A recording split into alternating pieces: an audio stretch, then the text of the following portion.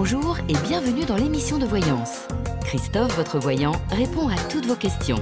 Il s'appuie pour cela sur les tarots et sur son étonnante faculté d'intuition. Bonjour à tous et bienvenue sur le plateau de l'émission de voyance.com. Eh bien écoutez, je suis ravi de vous accueillir pour cette nouvelle émission de voyance en direct. Alors aujourd'hui, bien évidemment, je vais répondre dans quelques instants à vos questions, mais nous allons également parler d'un aspect ou d'un événement astrologique qui est la rétrogradation de Mercure.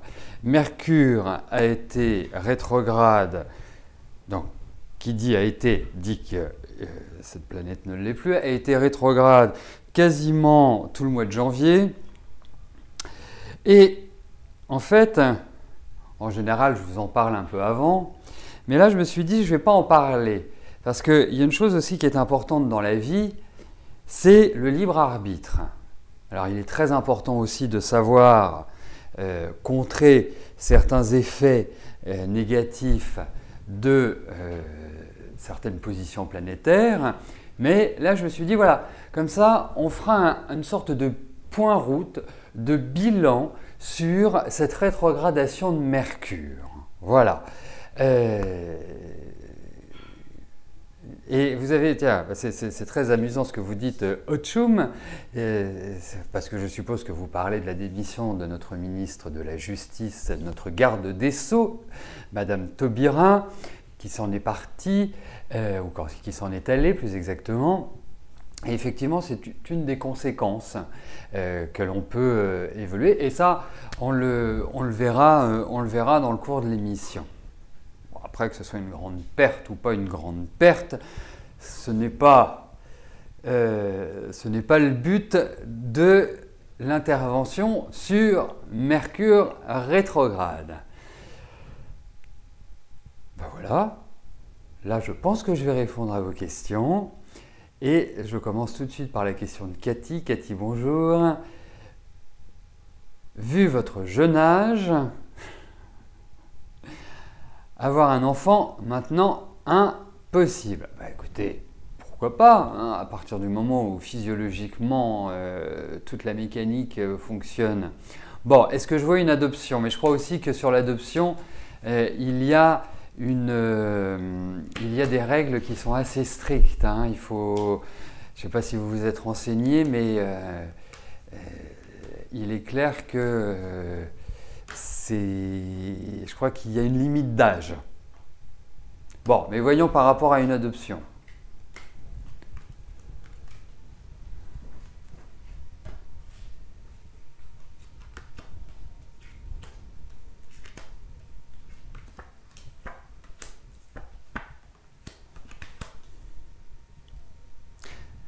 Alors, vous savez, dans la vie, quand on fait les choses, il faut toujours y croire. Autrement, on ne les fait pas. Ça ne sert à rien. Moi, je suis partisan. À partir du moment où je n'y crois pas, je laisse les choses aller comme elles veulent.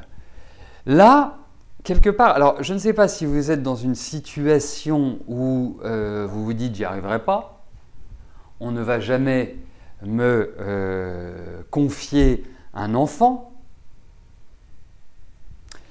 mais je dirais qu'il va falloir y mettre une énergie absolument gigantesque. Mais, écoutez, je veux dire une chose, hein. Si vous voulez le faire, c'est maintenant. Maintenant, maintenant, maintenant. Ce n'est pas dans 6 mois, ce n'est pas dans 1 an, c'est cette année, pour moi, que vous devez agir. Alors, je vous souhaite que la réponse soit positive, mais ce n'est pas du gagner, gagner, gagner. Hein. Mais, écoutez, il y a bon espoir. Alors, peut-être qu'il y a d'autres formules, parce que pour moi, l'adoption, c'est vraiment prendre un enfant en bas âge, c'est faire toute son éducation. Et peut-être qu'il y a une autre façon de l'aborder. Mais pour moi, il y a une action à mener et qui peut tout à fait aboutir.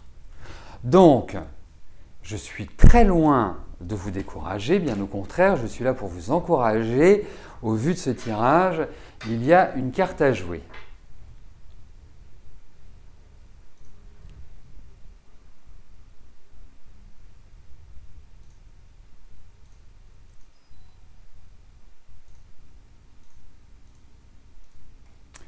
Alors,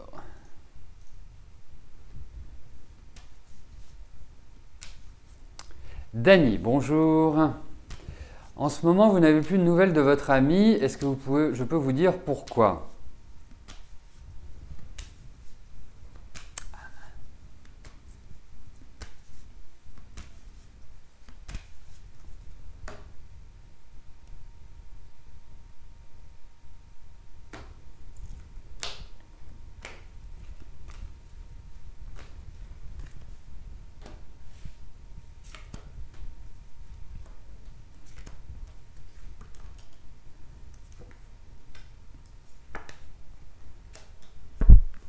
Il ne ferait pas la tête plutôt que pas vous donner des nouvelles parce que c'est comme s'il y avait quelque chose qui, quelque part, l'avait raidi. Moi, c'est cette impression-là. Il y a quelque chose que vous lui avez dit, ou il y a une discussion que vous avez eue, il y a quelque chose qui l'a un petit peu… ouais, ça, j'imaginais, quand j'ai dit ce mot-là, je me suis dit c'est bon, c'est… La boîte de Pandore est ouverte. Donc, effectivement, il y a un truc. Je pense également qu'il a dans sa vie à l'heure actuelle peut-être des choses dont il doit se préoccuper. Mais enfin, c'est pas parce qu'il a, si vous voulez, c'est pas parce qu'on a beaucoup d'occupations qu'on ne peut pas envoyer un petit SMS ou qu'on ne peut pas faire un petit coucou en disant coucou, je suis sous l'eau, on verra plus tard. Hein, voilà, c'est un petit peu comme ça que je vois les choses. Mais effectivement, il y a un truc comme si, voilà, qui l'avait agacé. Vous savez, les hommes sont très susceptibles, Dany. Il faut le savoir.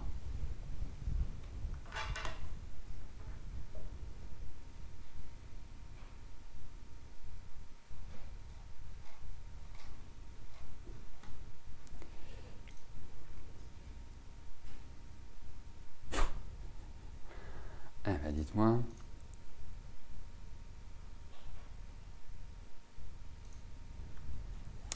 Je vais juste ajouter un point pour vous, mesdames. C'est que lorsque vous aborderez cette phase hormonale importante, il y a en gémiologie, il y a un produit qui est assez extraordinaire, qui ne marche pas pour tous les cas, mais on va dire pour les 3/4 des femmes, ça fonctionne bien, ça vous évite les bouffées de chaleur, le passage du chaud au froid, ou du froid au chaud plus exactement. Ce sont les bourgeons de framboisier. Bourgeons de framboisier, voilà, des petites gouttes, vous en prenez et normalement ça vous permettrait de ne pas avoir ces variations de température que vous imaginez. Voilà, c'était un conseil du naturopathe que je ne suis pas, mais en tout cas ça je peux, oui ça agit, oui. Voilà. Alors, Cathy, bonjour. Quand vois-je du travail pour votre mari?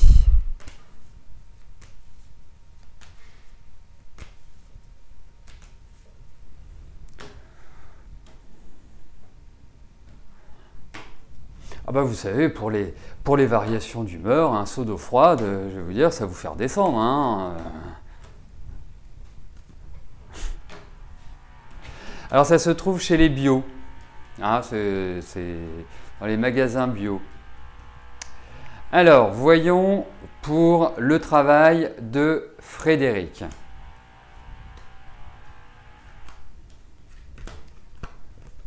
Ouf, c'est très compliqué pour votre mari en ce moment. Hein. Oh.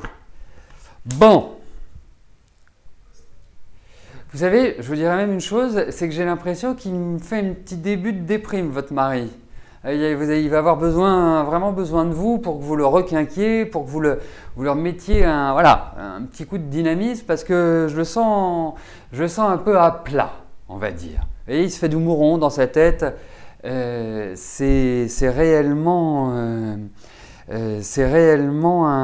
une période un peu lourde et puis je sens des déceptions.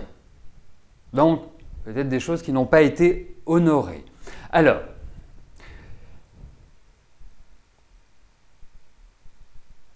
pour moi, la période est difficile pour lui. Ça ne veut pas dire qu'il va forcément trouver du travail rapidement. En revanche, je pense que c'est une période qui est idéale pour… parce que je pense que votre mari est quand même quelqu'un de très très précis, très minutieux, et en même temps il y a une très grande sensibilité chez lui. Mais c'est une sensibilité bien sûr qui n'est absolument pas apparente, c'est un angoissé de première, votre mari.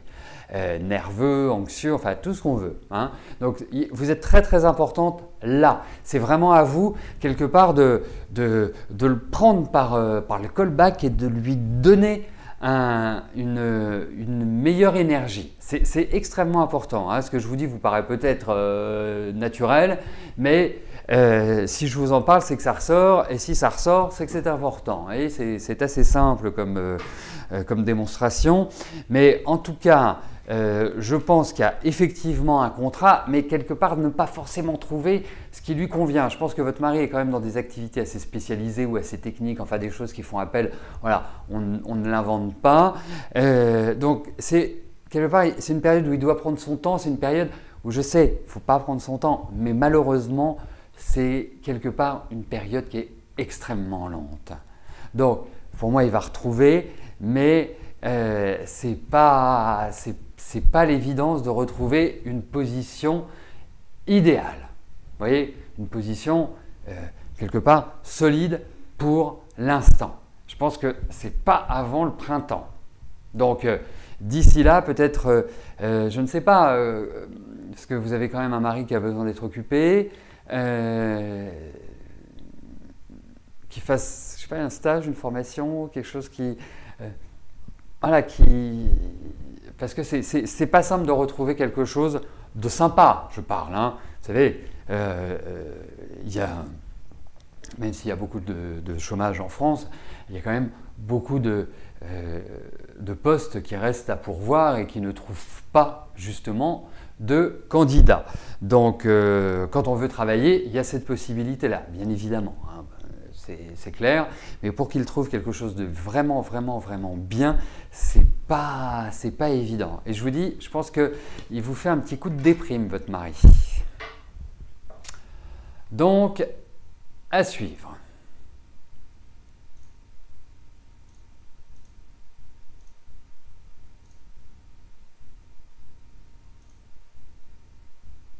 Bon, nous allons aborder immédiatement notre cher Mercure, notre planète qui nous a fait une rétrogradation. Alors, il ne faut pas non plus s'inquiéter outre mesure avec la rétrogradation de Mercure parce qu'il est en moyenne 3 fois par an rétrograde pendant un peu moins d'un mois. Hein, c'est entre 3 semaines et 1 mois, ça dépend des moments.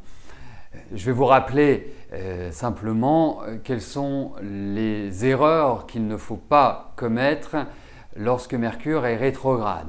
Puisque Mercure est la planète de la communication, Mercure représente les échanges, la mobilité. Donc ce que j'appelle la mobilité, ce sont les déplacements. Les déplacements peuvent être des déplacements en voiture, en train, peuvent être également en avion, en patin à roulettes, enfin tout ce que vous voulez, représente également les courriers, les messages, les signatures, les contrats, les officialisations.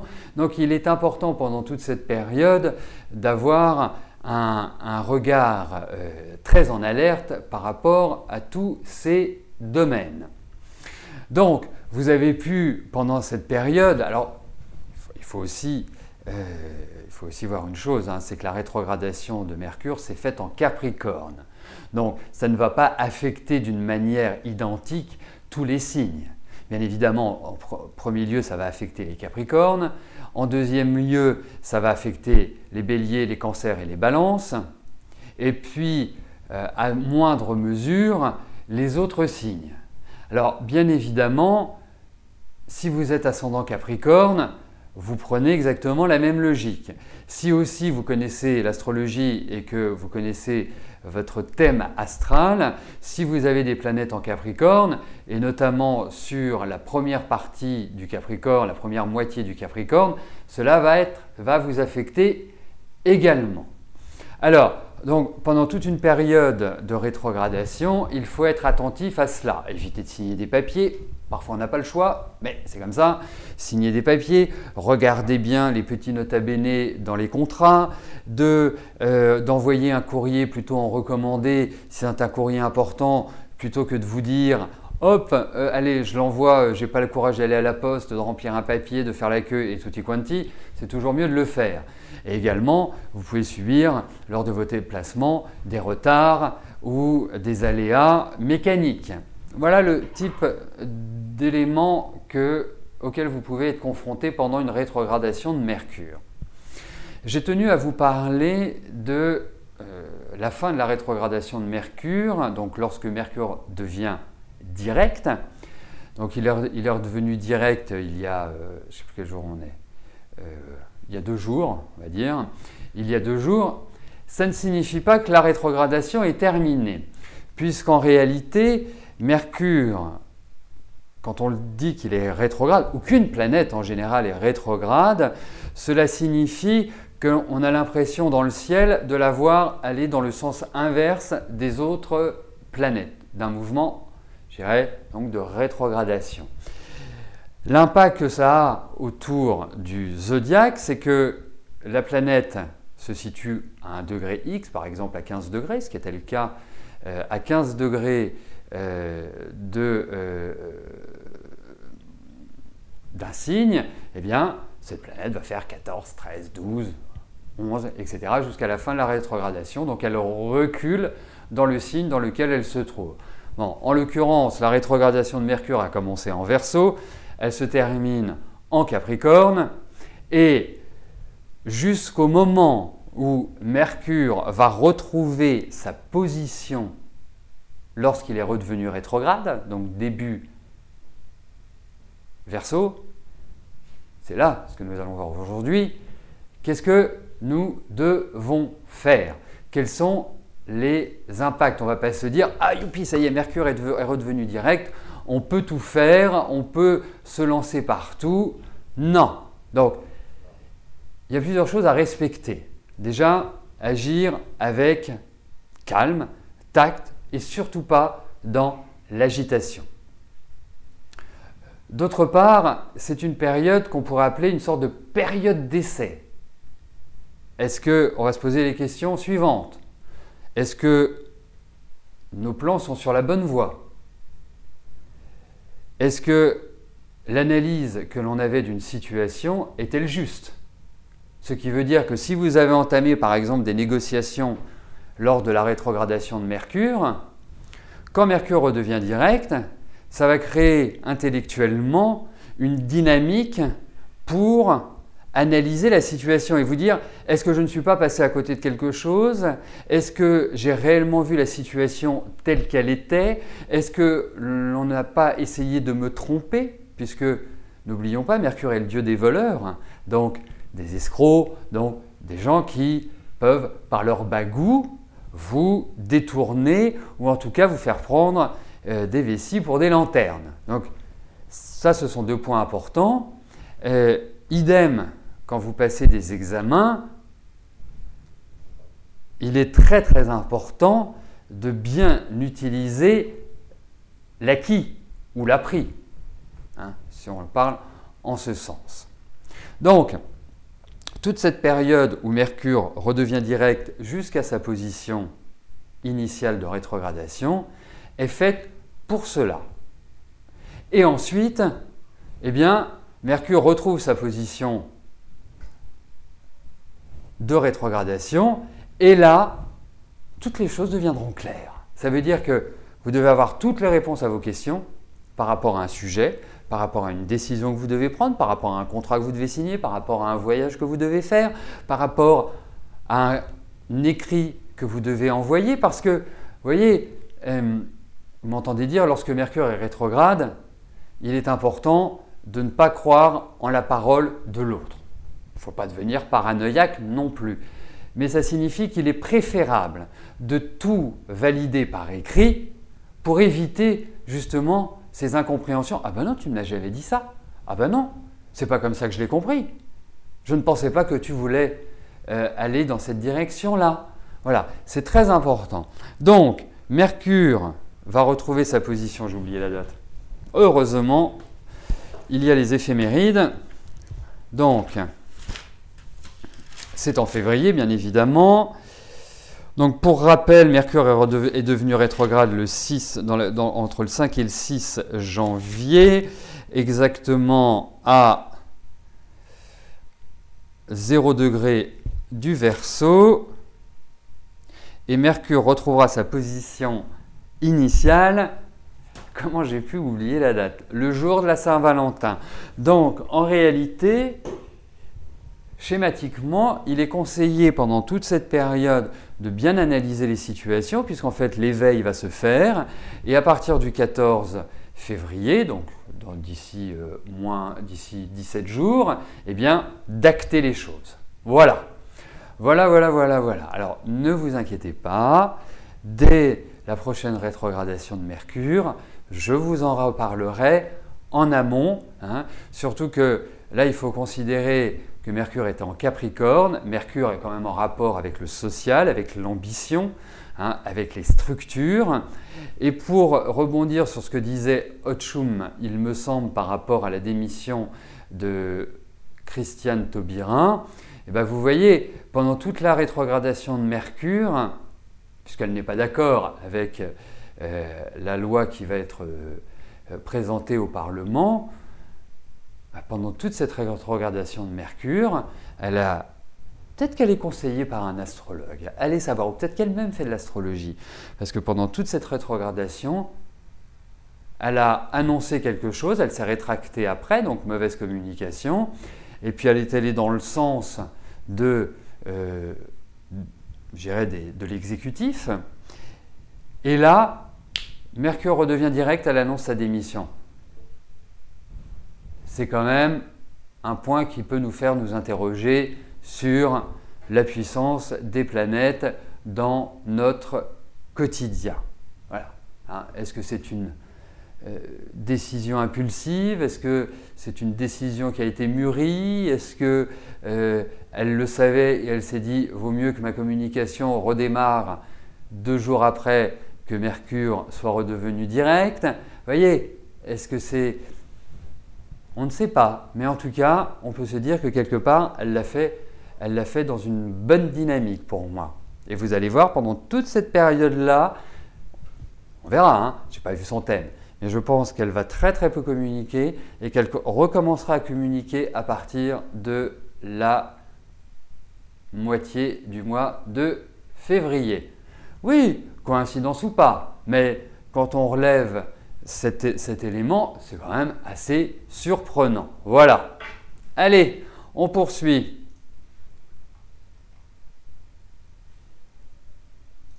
Donc, en conclusion, c'est le moment pour vous tous de faire fonctionner votre intellect. Votre intellect verra les choses avec une plus grande clarté que ces 3 dernières semaines. Martine, bonjour. Vous avez visité un logement locatif, non, vous y allez à 5 heures, à 2 km de chez vous. Cette visite va-t-elle être constructive?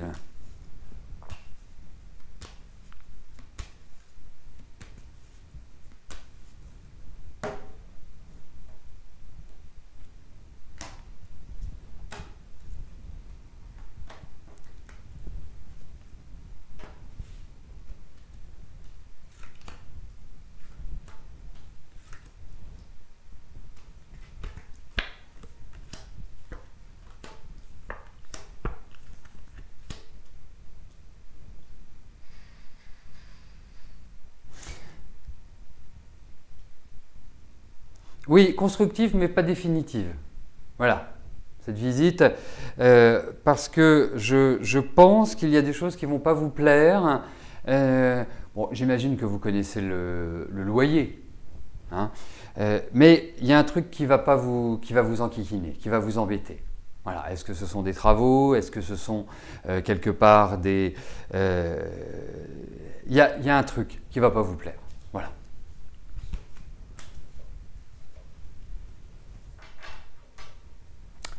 Eh bien, vous me direz, envoyez-moi un petit mail pour me dire.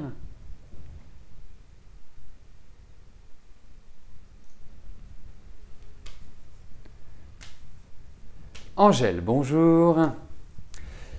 Je vous avais prévu précédemment que votre divorce avec Robert allait se faire rapidement en 2016. Pourtant, votre mari est revenu vers vous après avoir passé une semaine avec sa maîtresse, qu'il a depuis 9 ans en Espagne. Cela fait 9 ans que ça dure et il vous a avoué qu'il ne pouvait se passer d'elle. Qu'en est-il exactement? Vous êtes perdu car il est avec vous sans y être vraiment. Bon, alors, le premier point, c'est que, et c'est ça qui fait la richesse de notre vie, c'est que nous avons tous un libre arbitre. Nous avons tous le pouvoir de décider d'une direction ou d'une autre. Et vous êtes les uns et les autres les artisans de votre vie. On l'est tous. Il n'y a personne qui vit à notre place. Il n'y a personne qui va nous prendre en charge. On peut avoir des conseils, on peut consulter un voyant, on peut demander à un ami, à un membre de sa famille, mais notre décision nous revient. C'est le plus important. Et c'est toujours de cette manière-là que je me fixe à répondre à vos questions et à vous conseiller. Après, pour moi, effectivement, je me souviens très très bien, Angèle, de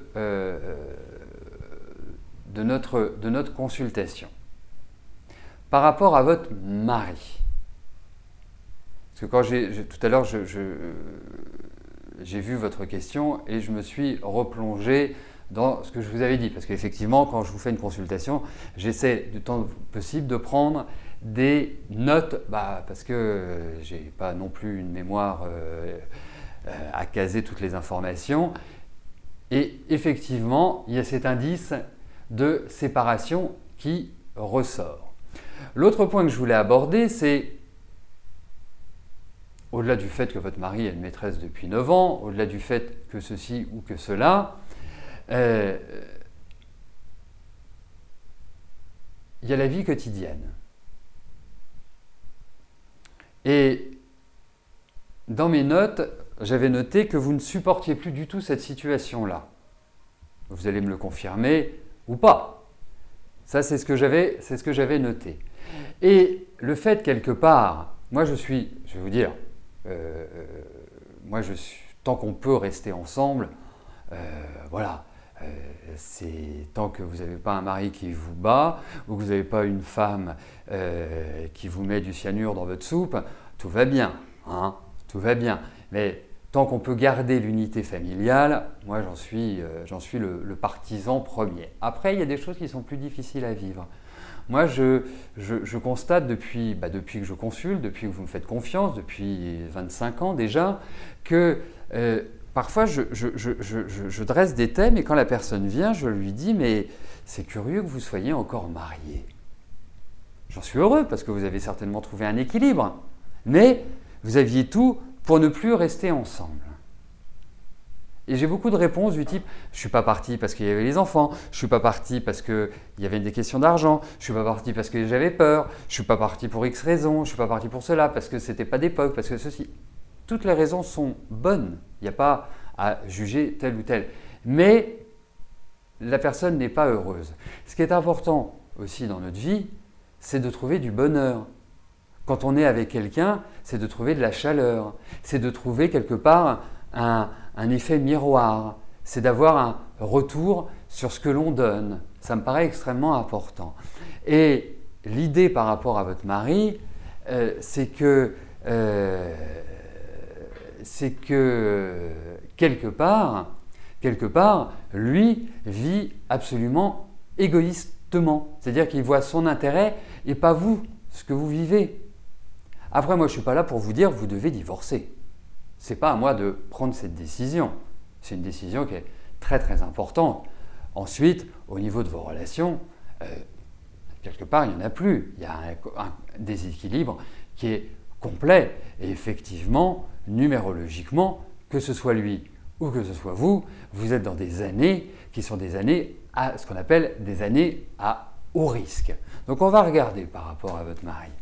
Alors c'est une introduction qui est un petit peu longue, donc, mais c'est une introduction qui peut être utile pour tous déjà, pas simplement pour vous, Angèle, parce que autant je trouve que les jeunes générations qui arrivent au premier coup de vent se séparent, autant les générations passées avaient une tendance à subir de manière trop importante les difficultés du couple et ne se rebellaient pas.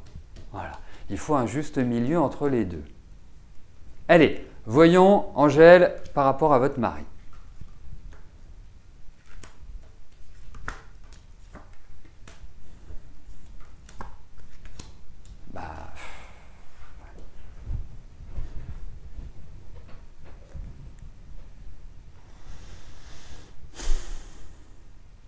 Moi, tout le mal que je vous souhaite, c'est que vous restiez ensemble. Vraiment, c'est ce que je souhaite. Mais j'ai pas forcément ce sentiment-là. L'équilibre n'est pas bon. Alors, vous pouvez rester ensemble, mais j'ai l'impression que lui, c'est pour son confort personnel. Voilà. Voilà. Pas de très bonne carte pour tout vous dire, ça me désole parce que franchement moi j'aurais adoré vous dire il y a une prise de conscience. Vous voyez, c'est important. Vous voyez, dans la vie personne n'appartient à personne. Voilà, c'est pas votre mari n'est pas votre propriété, vous n'êtes pas la propriété de votre mari. Mais ce qui est surtout important, c'est de rendre heureux l'autre. Ce qui est important, c'est d'éviter au maximum de le faire souffrir. C'est ça le but de la vie du couple. Après, qu'il ait une aventure à droite, que vous ayez une aventure, que l'essentiel, c'est que lorsque vous êtes ensemble, tout se passe bien. Lorsque vous êtes ensemble, il y ait le respect. C'est ça qui me... Voilà, moi c'est comme ça que je considère la vie. Eh ben, j'apprécie votre mesure. Allez, on poursuit.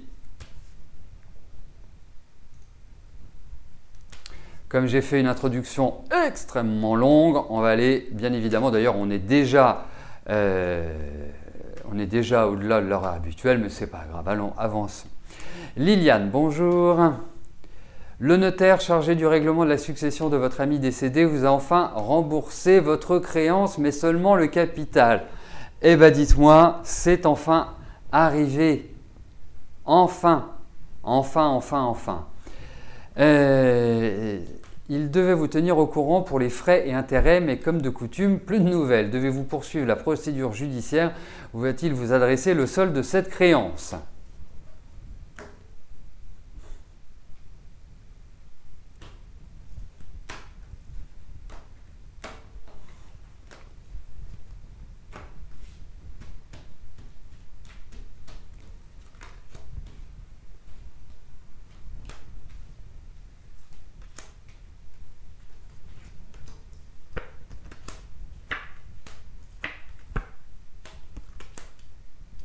Bon, je pense qu'il faut patienter un petit peu pour l'instant. Je ne pense pas qu'il faille remuer ciel et terre. Ça ne me paraît pas être l'idée première. En revanche, effectivement, il y a quand même une hésitation à vous verser les intérêts. Donc, c'est très mitigé. Très mitigé. Et puis, je pense que ça va être... ça ne va pas être du rapide. Mais pour l'instant, vous ne bougez pas. Vous attendez. Vous attendez le 14 février. Non. Vous ne bougez pas, ça ne sert à rien. Ça ne sert à rien. Vous laissez un petit peu les choses venir.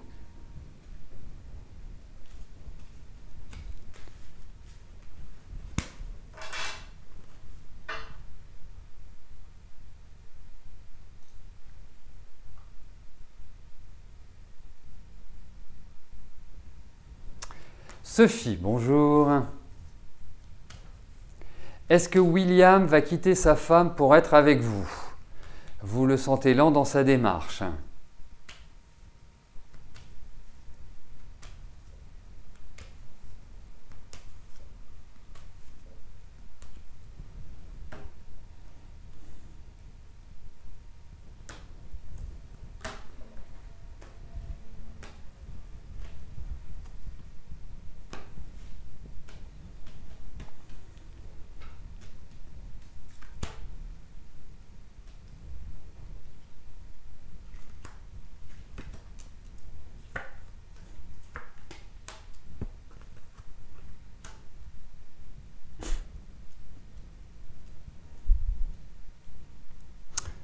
Écoutez, en tout cas, je peux vous dire déjà une chose, c'est que vous êtes d'une patience d'ange. Hein, parce que, écoutez, moi pour l'instant, je ne le vois pas quitter sa femme.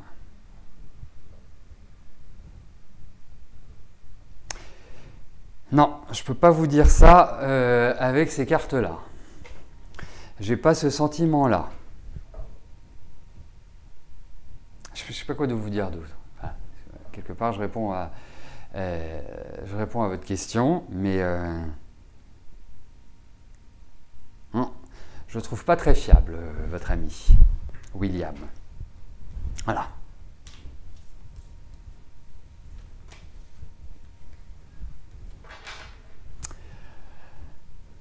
Bon, bah écoutez, nous arrivons au terme de notre émission. Je vais vous souhaiter à tous une excellente fin de journée et je vous donne rendez-vous pour notre prochaine émission quotidienne demain à partir de 13 h. D'ici là, portez-vous bien. Merci, à plus tard. Bye bye.